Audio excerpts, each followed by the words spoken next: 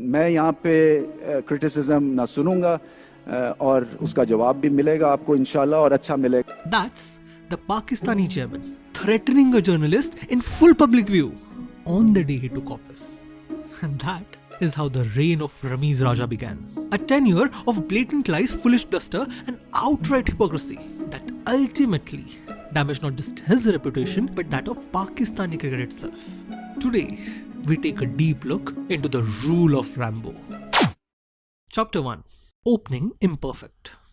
Our story begins on August 24, 2021. Ramiz Raja, also known as Rambo, was a full-blown YouTuber by this point in the Pakistani ex-cricketer turned YouTuber landscape, which was about to see a huge boom. He was one of the first and the biggest ones on the scene. And for the past few months, he had used this pedestal to wage a war against the PCB. From PCB is destroying Babar Azam's potential to even Afghanistan can defeat Pakistan now. He kept on making one controversial statement after the other, constantly grabbing headlines and getting into fight with other creators. And all of this culminated in the evening of 24th August, where he said, "It's hard for Pakistan to get out of the pool stages of the World Cup right now. So, I have updated Imran Khan on things on the cricketing front." This was the thing. In Pakistan, it has become somewhat of an unwritten tradition at this point. Each new PM brings in his own PCB chairman. For all intents and purposes, Ramiz Raja seemed to belong to the Imran Khan camp. And at the time, the government was of Imran Khan. So Ramiz Raja had spent the last few months lambasting his own side, and now he was directly talking to Imran Khan. This quickly breathed life into the rumors that PM Imran Khan was unhappy with his original appointment of Ehsan Mani. And now Ramiz Raja was going to replace him as the chairman. Later reports would emerge that Ehsan originally wanted to complete his tenure of another year, but the PM had insisted on making Ramiz Raja the vice chairman immediately, effectively making him the de facto leader. Rather than participating in this sham, Ehsan Mani decided to resign, clearing the way for Rambo's unusual appointment. Unusual, why you ask? Well, by this point, the whole cricketing world had seemed to realize a simple fact.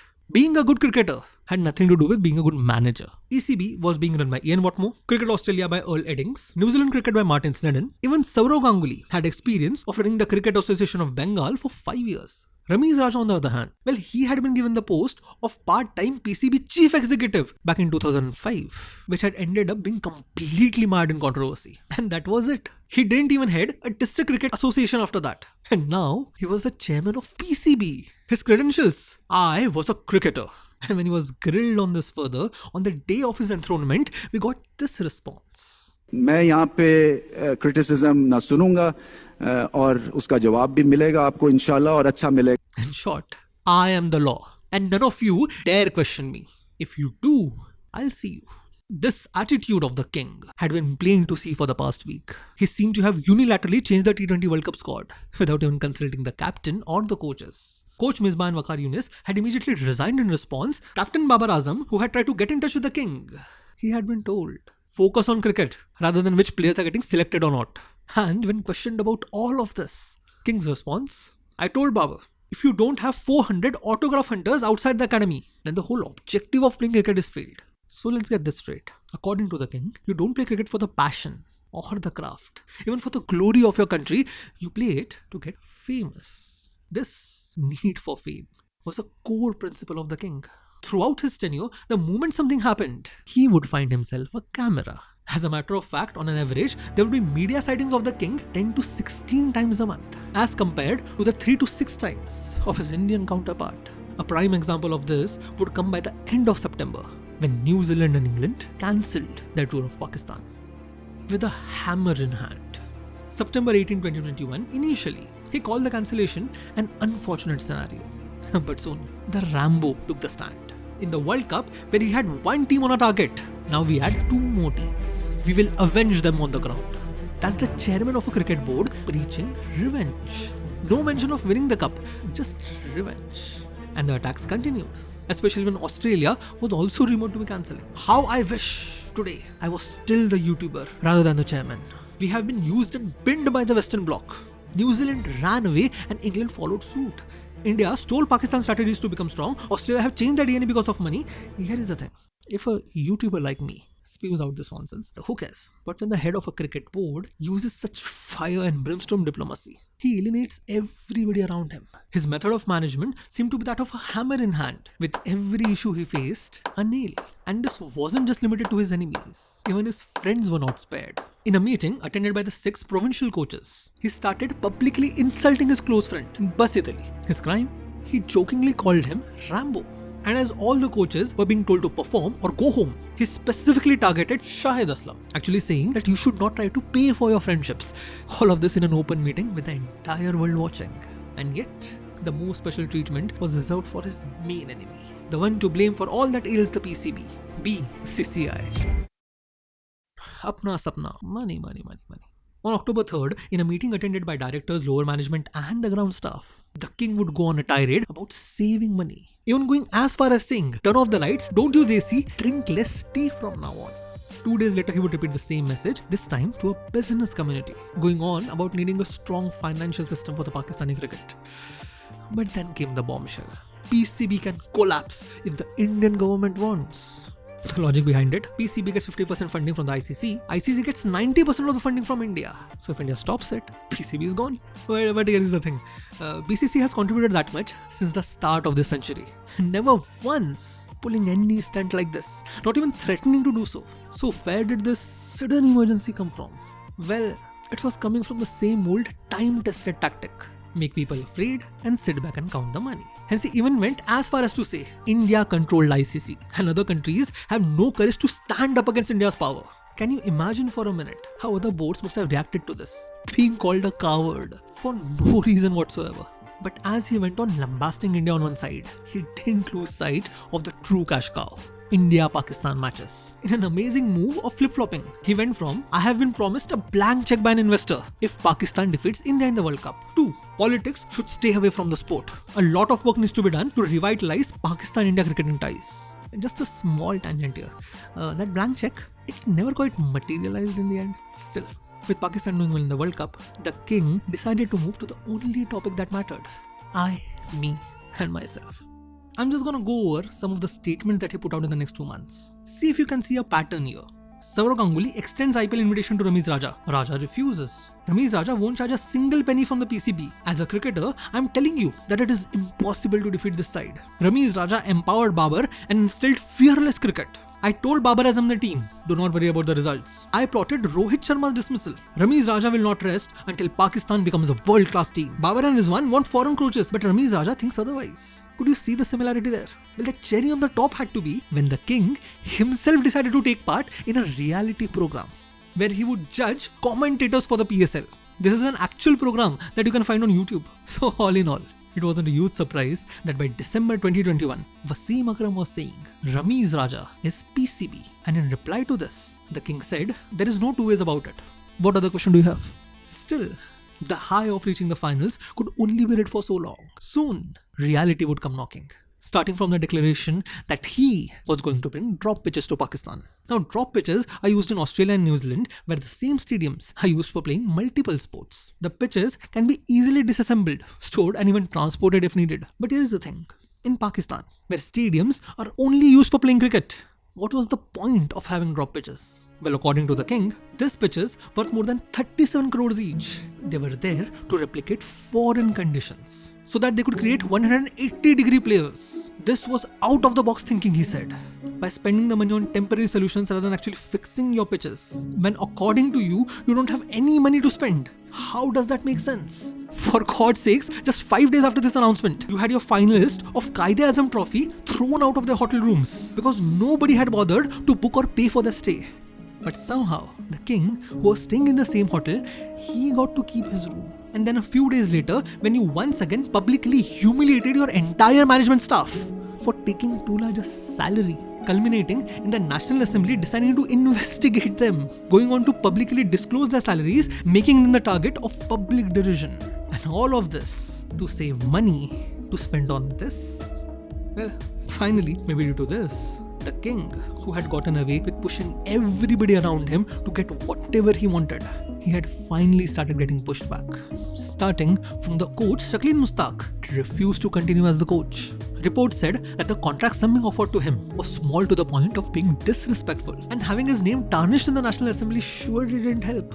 Soon enough came the third blow. PCB was suspending all under 13 and under 16 tournament because of rampant age cheating and corruption. So there was a clear upheaval on the home front. But rather than focusing on that, the king unveiled a grand plan on the international front. A quadrangular T20 tournament involving India, Pakistan, Australia and England, aimed to replace bilateral T20 series. The king was portraying it as the next big thing in cricket.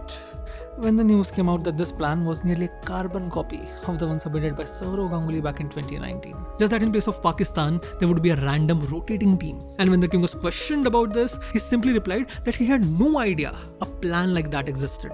Now how exactly does someone who knows everything about cricket have zero idea about this? Well, that seems to be a question for the ages. Still, as February would mark the start of the PSL, things would start calming down on the home front. February would see Faulkner leaving PSL midway, accusing PSL of not paying him his dues. And as a protracted image and legal battle was waged across the media landscape, Pakistani cricket had already moved on to the next big attraction. Australia was coming to tour Pakistan after a gap of 17 years. The obsession PM Imran Khan seems to have with Australian cricket actually borders on being creepy. On becoming the PM, he had completely abolished the club cricket system that Pakistan had used for decades, forcibly converting it into the 6th provincial system, same as that of Australia. Thousands of cricketers lost their livelihood. PCB saw a loss of billions of rupees. All of that was okay because this is what Australia did. So you can guess how excited Imran Khan and his proxy were that Australia was gracing their home. Hence this was being marketed as Pakistan's official return to the big leagues. A reintroduction of Pakistan to the world at large. And with the world's eyes on them, the pitch for the first test match was revealed. Desert. Lifeless. Barren. Desert. A desert on which a total of 1,187 runs would be hit, only 14 wickets would fall, and ICC would rate it below average, causing a global damage to Pakistan's reputation. And in the backlash that followed, the king took the stage. I wish I was joking about this. I genuinely wish I was joking about this. But with his country facing a crisis, the PCB chairman stood in front of media and said, yeah, we did it intentionally. Specifically, I'm not going to do anything to put the test in Australia's lap. He even explained why he did so, saying that his main players were injured, openers inexperienced and spinners out of form. So rather than losing the match, they did this. Converted it into a farce that not only damaged the brand of Pakistan, but Test cricket as a whole. And then, they actually portrayed this as a move of tactical genius. Make sure that a weak team doesn't lose, draw gives them 4 WTC points, 3 matches gives them 12, and then they can go on to defeat England and New Zealand, who have a much weaker lineup right now. And with this in mind, while the first pitch was a desert, the second one was road. And actually anticipating the backlash this time, the entire commentary panel was banned from mentioning the pitch. The king, on the other hand, he had disappeared. For the first time since taking the throne, he had absolutely nothing to say. And when he was actually cornered into saying something, he declared, I'm going to convert the PSL drafts into auctions. Then we will see who goes to play for the IPL than the PSL. Along with, I have called a foreign curator for the final test. Here is the thing. Just a few days ago, during the Pindi test match, the king had said, it takes 5 to 6 months to make a good pitch. When I took office, the season had already started. So I couldn't repair the pitch. So what exactly was a foreign curator gonna do in just 10 days before the next match? The answer is simple. This, as well as the IPL PSL thing, both of them were there to do one thing: distract. After all, some distraction was needed because Australia, in spite of playing on road, had managed to bundle out Pakistan for 148. Now Pakistan would have to bat for 1.5 days to save the match, which miraculously they did. And suddenly, the king was back on the screen, exulting over the draw, claiming that it would provide a huge boost for Pakistan. Now I don't know about the big boost, but this match surely gave Australia a big clue. In spite of being just 63 runs away from the target, Pakistan had shown zero inkling of actually trying to win the match. And when combined with the conditions of the pitch, the lesson was clear. Pakistan was only and only playing for the draw. So as Australia took the field in the next match, they had an extra spring in the step. While Pakistan, who had decided to go with the extra safe route, taking an extra pace bowler in place of an informed all-rounder. And when they clashed, the result? Pakistan lost their 5 last wickets for just 4 runs. 4 runs. And suddenly, facing this debacle, Pakistan announced, they were putting those drop-in pitches on hold. They wanted to investigate the feasibility of the idea first, check the soil, the cost, and then take a call. So nobody had actually bothered to check this before. You just went and signed an MOU worth 80 crores just because your chairman wanted it. And the result? Well, according to the king, drop pitches are just not feasible in Pakistan. It just costs too much. So we are going to use our own soil to develop indigenous drop-in pitches. A revolutionary concept that never again got mentioned in his tenure. Still, none of that sideshow was going to stop the humiliation on the pitch, as Australia, putting their learning to use, aggressively declared in the third inning. Pakistan needing a run rate of just 2.9 to win the match.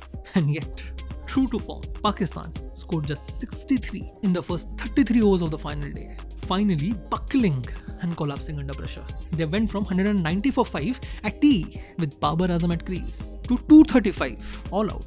The last wickets going for just 38 runs. A team that had apparently sold themselves to India for money had overcome the pitch, the environment, and the home advantage to gobble up a hapless, defensive Pakistan at home. And so, we reached the halfway point of the king's rule, which was frankly the calm part of his tenure. Because right at the start of April, PM Imran Khan's government would fall, and so would the king's backing. But whereas most of the chairmen after this would given in their resignation with dignity, the king refused to abdicate, setting up a show of amazing grandstanding and mind-blowing pettiness, which we are gonna cover in the second part of the video. Till then, I hope you enjoyed this video. I hope you had a good day. Thank you for watching.